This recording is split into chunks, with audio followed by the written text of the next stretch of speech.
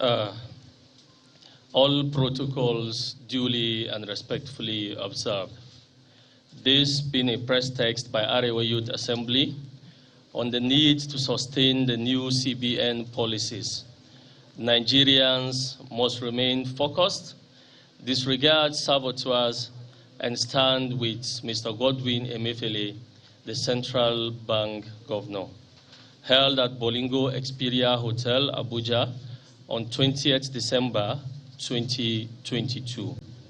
Gentlemen of the press, fellow Nigerians, permit me to start by stating that the journey to salvation has never been free of saboteurs. As you are all aware, the Central Bank of Nigeria, under the leadership of Mr. Godwin Emefiele, recently announced its decision to redesign and distribute some denominations of the Naira notes. The policy is aimed at fighting banditry and kidnapping for ransom industry, controlling the amount of money in circulation, fighting inflation and addressing issues of corruption and hoarding of Naira notes. Following nationwide compliance with the policy, the Apex Bank announced that over 2 trillion Naira notes are now in their vaults. To forestall the future harboring of Naira notes by individuals, the central bank came up with another policy pegging 100,000 and 500,000 Naira as the maximum cash individuals and corporate organizations, respectively, can withdraw weekly. The policy will also help to checkmate the incidences of vote buying, which is the greatest threat to fair, free, and credible elections in 2023. As many politicians have stockpiled funds they intend to use for this nefarious purpose. To ensure that this commendable initiative of the CBN fails, both chambers of the National Assembly have openly called for the reversal of the policy or to extend the implementation dates. The call failed due to the open endorsement of the policy by President Muhammadu Buhari. Having lost the fight following the circulation of the redesigned Naira notes, the enemies of our country have decided to launch a different fight with the sole aim of rubbishing the integrity and reputation of the governor of the Apex Bank. The first phase of the failed battle is being spearheaded by Rep. Gudaji Kazaure. In his macabre dance, he has been dropping unrealistic figures, which he claimed are monies deducted from various transactions as stamp duties.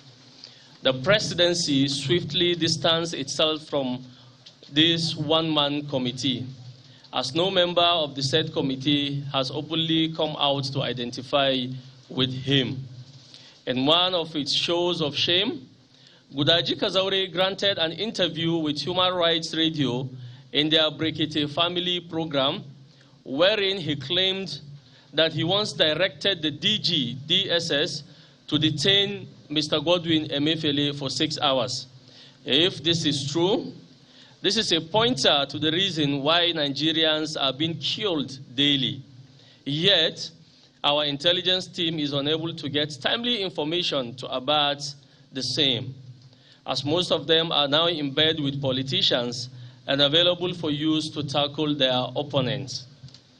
While the comic stamp duty fund scene is running, the agents of darkness who have vowed to bring Mr. Emefiele down and reverse all his impactful policies have resorted to using security as a convenient gateway to remove him from office and possibly pave the way for a malleable person to succeed him.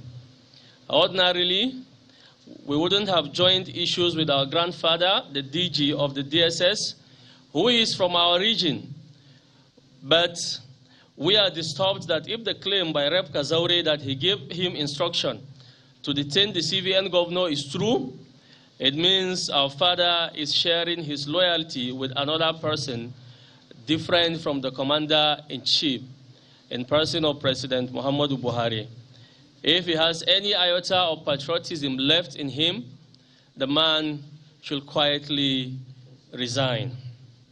Nigerians that are enduring the burden of hardship caused by the doubling of the price of premium motor spirit, petrol, as commonly called, got a feeling of relief when the DSS mandated both the NNPC and oil marketers to make the product available. Their order has not been complied with. As you all know, everything in Nigeria is dependent on oil. Hence, the manipulation of subsidies via artificial scarcity should be seen as the greatest threat to national security, which should be tackled with immediate effect. This is the leading cause of inflation and growing poverty in the country, which, when not tackled, can lead to national anger. Rather than DSS staying true to their order and ensuring that fuel is made available to Nigerians, their inability to act has made Nigerians lose confidence in them. This is coupled with the hasty way Tukur Mamu, the media aide to Sheikh Gumi, was arrested on Trump charges of link with the terrorists that derailed the Abuja-Kaduna-bound train. They have since withdrawn all charges against him for want of evidence. When are we going to stop this kind of attitude in Nigeria? The security is always being used to get rid of public officers, as it was the same case with Justice Samuel Onogen, who was removed in the same manner, and now Mr. Godwin Emefiele. It seems as if the security are fighting against the Southerners. We sympathize with the service, as there is no way the DG will be recalled from retirement to do the work of energetic men that are less than 60 years of age. Every day, the service keeps manifesting the fatigue that comes with the old age of its head. Nigerians are aware that since Mr. Godwin Emefiele was appointed the CBN governor, he has introduced over 37 interventions to save the economy. The beauty of it all is that these interventions are not for his benefit, but for the benefit of the common man. It is verifiable that President Muhammadu Buhari is fulfilling his campaign promises through Mr. Godwin Emefiele's policies, which range from a fight against insecurity, agriculture, job creation, fight against corruption, just to mention but a few. It is on record that most countries in the world are yet to recover from the shock caused by the dreaded COVID-19 pandemic, which crippled the economy of most countries in the world. The handling of the economy during and after the pandemic by Mr. Emefiele is indeed legendary. Our economy is faring much better than that of our neighboring countries.